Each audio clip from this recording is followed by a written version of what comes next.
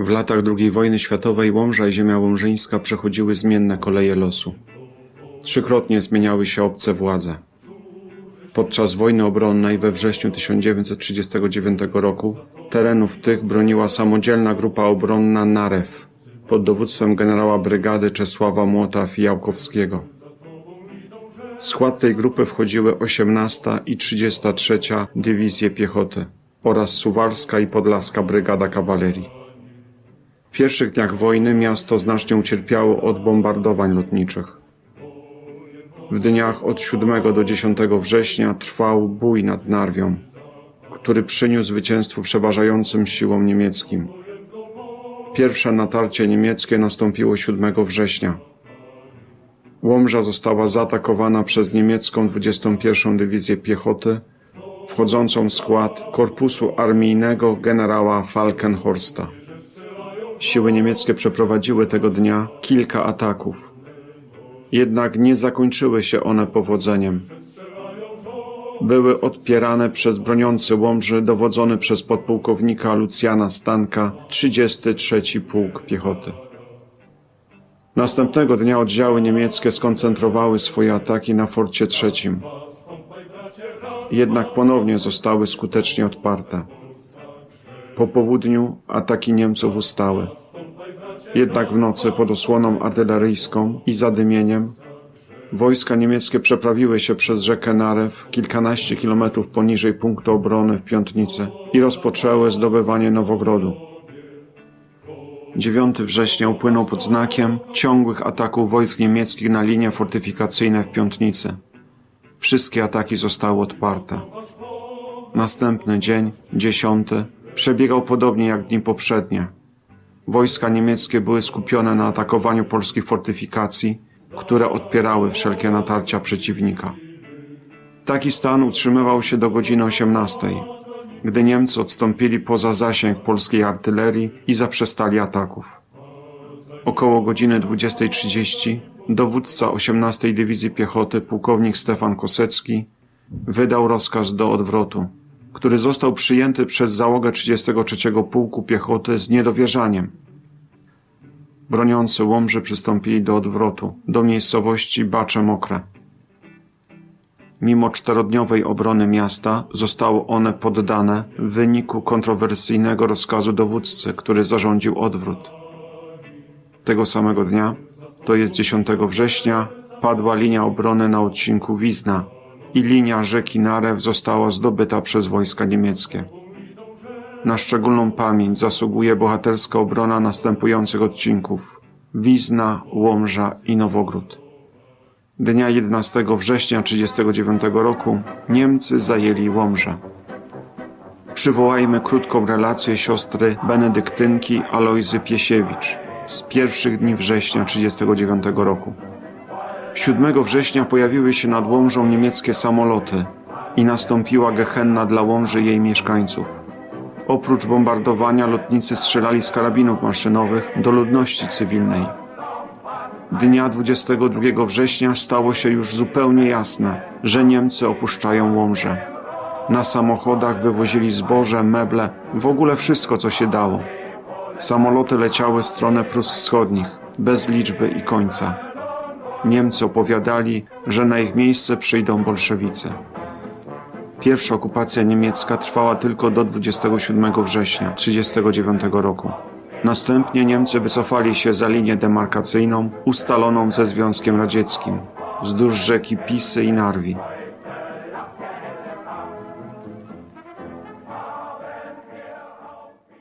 W dniu 29 września 1939 roku wojsko radzieckie zajęło miasto. Zakurzeni, brudni, tak opisywali sowieckich bojowców mieszkańcy miasta. W tych swoich szynelach nieokreślonej barwy, obszarpanych na dole, w czapkach z czubami i dziwnymi dystynkcjami, zatrzymali się na rynku i podnosząc czerwoną szmatę na kiju, oznajmili, że oto oswobodzili nas od panów i teraz będzie tu władza radziecka.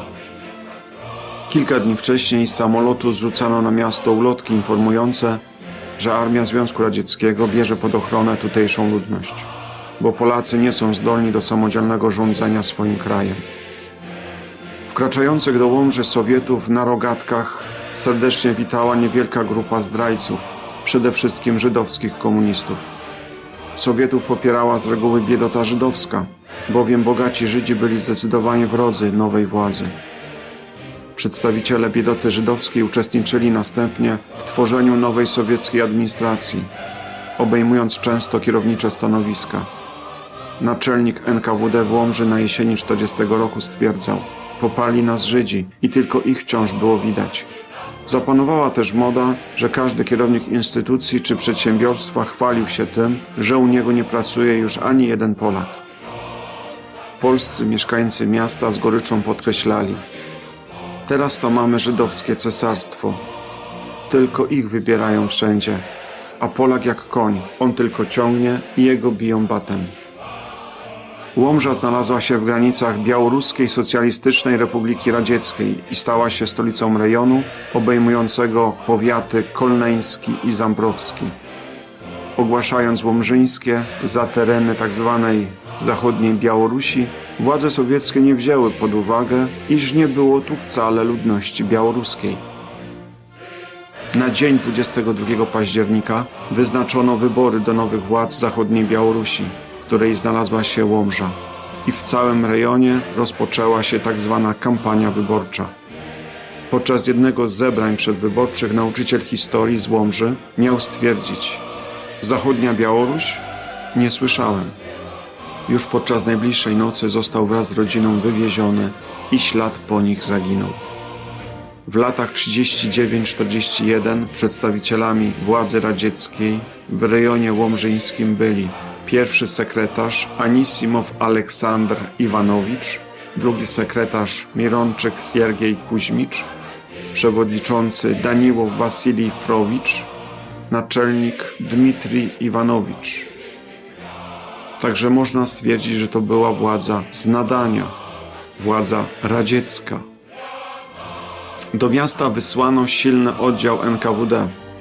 Porządek w mieście zapewniała ponadto milicja robotnicza, która składała się z miejscowych mętów społecznych.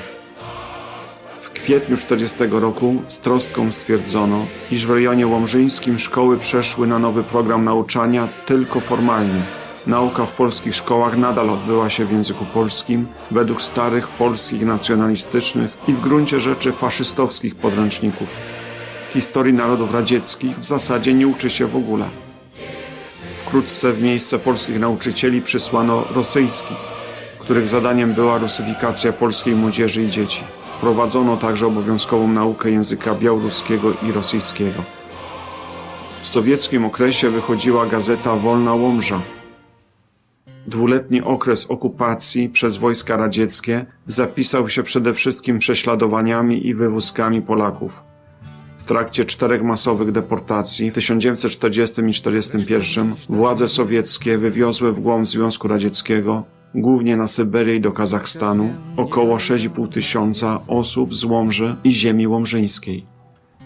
Były to osoby i ich rodziny, które nie popełniły żadnych przestępstw, ale uznano, że mogą być groźne dla nowej władzy sowieckiej, lub też represjonowano ich na zasadzie odpowiedzialności zbiorowej, bo ktoś z rodziny był aresztowany, ktoś się ukrywał, ktoś uciekł za granicę.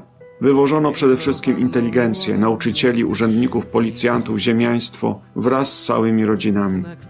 Szczególnie prześladowani byli żołnierze, którzy brali udział w 1920 roku w walkach z sowieckim najeźdźcą. Wywiezionych w nieludzkich warunkach w najbardziej odległe krańce państwa sowieckiego w większości zmuszono do niewolniczej pracy. Wrócili nieliczni. Dawne polskie umocnienia i fortyfikacje do swoich celów wykorzystali Sowieci, którzy po wkroczeniu na ziemię łomżyńską przystąpili do budowy linii Mołotowa, czyli pasu fortyfikacji granicznych, który składał się z tzw. rejonów umocnionych. W skład każdego z nich wchodziły schrony wyposażone w karabiny maszynowe i działa przeciwpancerne.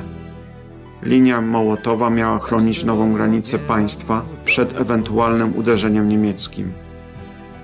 W następnym odcinku dowiecie się Państwo, czy ta linia powstrzyma Hitlera oraz o losie Łomży w czasie okupacji niemieckiej. To już tu.